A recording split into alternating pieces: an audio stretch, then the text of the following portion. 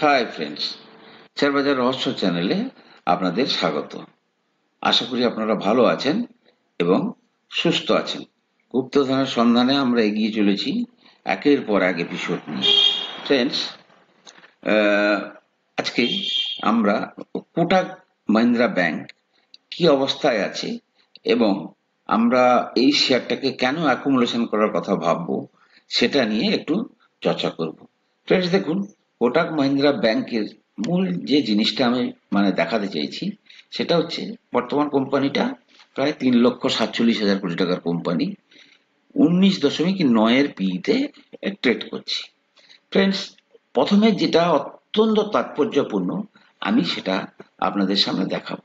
দেখুন ফ্রেন্ডস, প্রথমে আমি রেজাল্টটা একটু দেখিয়ে নিই, তারপর আমি চার্টে যাব।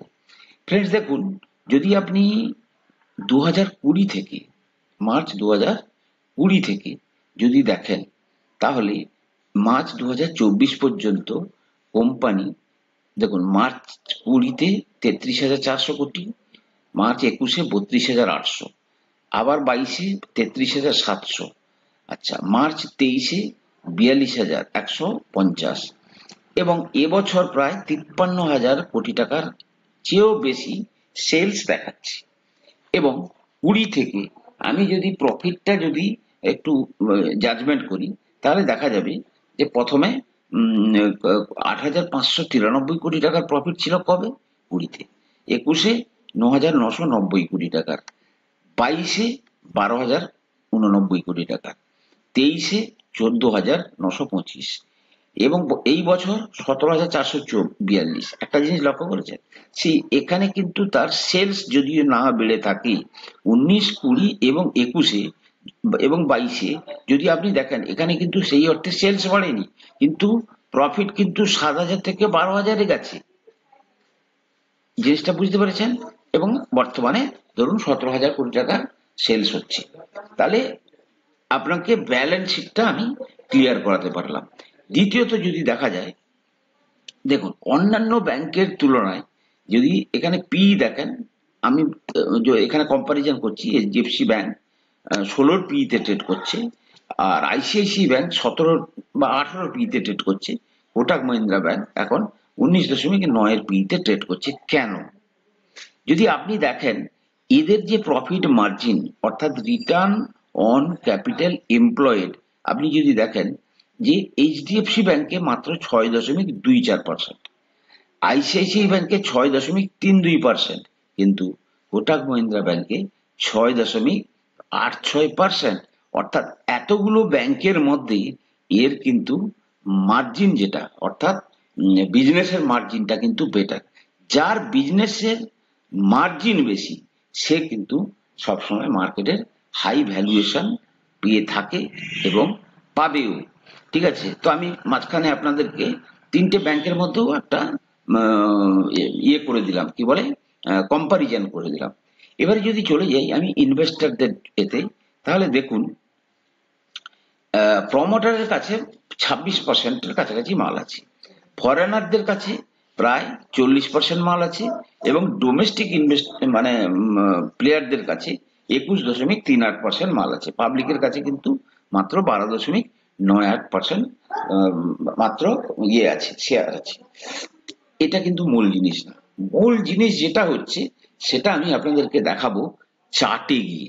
চার্টটা দেখুন ফ্রেন্ডস, যদি চার্টে যান তাহলে আপনি একটা জিনিস দেখুন, শেয়ারটা কবে থেকে পারফর্ম করছে না। আমি আপনাদেরকে বলে দিয়েছি, ব্যালেন্স শিটটা আপনারা নিশ্চয়ই দেখে নিয়েছেন। দেখুন, আজকে যে শেয়ারটা আমরা যেটা পাচ্ছি বর্তমানে, তাহলে শেয়ারটা কোথায় পাচ্ছি? 1748। এই 1748 কবে ছিল শেয়ারটা? 20-তে। ক্লিয়ার?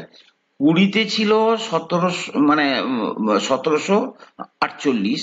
আজকে 24-এর কি 20-র মার্চ থেকে আজকে 24-এর মার্চ পর্যন্ত কিন্তু যারা এই 20-র মার্চে কিনেছে তারা কিন্তু এখনো পর্যন্ত শেয়ারে তেমন কোনো রিটার্ন পায়নি। আপনি যদি দেখেন যারা এই সমস্ত জায়গায় কিনেছে 21-এর এই জানুয়ারি ফেব্রুয়ারিতে, তারা কিন্তু কোনো রিটার্ন পায়নি, তাদের কিন্তু লস চলছে। এবং এই জায়গাতে 21 অক্টোবরে যারা কিনেছে বা এই সমস্ত হায়ার জোনে যারা কিনেছে তারা কিন্তু লস চলছে। এবং ফ্রেন্ডস, এই সমস্ত জায়গায় যারা কিনেছে তারা কিন্তু একদম আমাদের মানে শেয়ার বাজারের ভাষাতে যেটা পেসিমিজম, নিরাশাতে চলে এসছে। কথাটা বুঝতে পেরেছেন যে ধরুন একটা শেয়ারকে 4 বছর ধরে রেখেছে, সে যদি কোনো রিটার্ন না পায় তাদের ক্ষেত্রে কিন্তু এখানে উইথড্রয়াল সিমটমস দেখা দিচ্ছে, অর্থাৎ কিন্তু তারা এখানে বিক্রি করা শুরু করছে। কিন্তু এই এতদিন ধরে শেয়ারটা এইভাবে থাকার পরে এবারে কিন্তু ফ্রেন্ডস, আজকে না হলেও 6 মাসের মধ্যে এই শেয়ার যখন জাম্প করবে, মিনিমাম 50% রিটার্ন আপনাদেরকে দিতে পারে, যেটা ওর চার্ট দেখে বোঝা যাচ্ছে। কতদিন ধরে দেখুন, কতদিন ধরে সে কিন্তু এই রেঞ্জটাতে ট্রেড করছে, এই 2000 থেকে 1650, 2000 1650, এবং আজকে 4 বছর। সুতরাং ফ্রেন্ডস, আগামী কয়েক মাসের মধ্যে সারা বিশ্ব জুড়ে কিন্তু রেট কাট হবে, এবং রেট কাট হলে কিন্তু ব্যাংকের যে লোনের ডিমান্ড কিন্তু অনেক বেড়ে যাবে। কারণ কি, সস্তা ইন্টারেস্ট রেটে সবাই কিন্তু বিজনেস বাড়ানোর চেষ্টা করে, মানে বা বড় বড় যারা মানে কারখানা তৈরি করার চেষ্টা করে, তারা কিন্তু কম ইন্টারেস্টের সময় কিন্তু লোন ফোন নিয়ে ইন জেনারেলি তাদের এটাই টেন্ডেন্সি থাকে। তো মেন জিনিস যেটা আমি বোঝাতে চেয়েছিলাম, যে কোটাক মহিন্দ্রা ব্যাংক কিন্তু হিস্টোরিক্যাল লো ভ্যালুয়েশনে ট্রেড করছে, এবং মার্কেট চাইলে, মার্কেট কিন্তু যে সুযোগ দিচ্ছে, আমরা যদি এই সুযোগের সদ্ব্যবহার না করি, মার্কেট কিন্তু হঠাৎ করে 2-3 মাসের মধ্যে তার ভ্যালুয়েশনকে এমন একটা জায়গায় নিয়ে চলে যাবে, তখন আর আমাদের কেনা সম্ভব হবে না।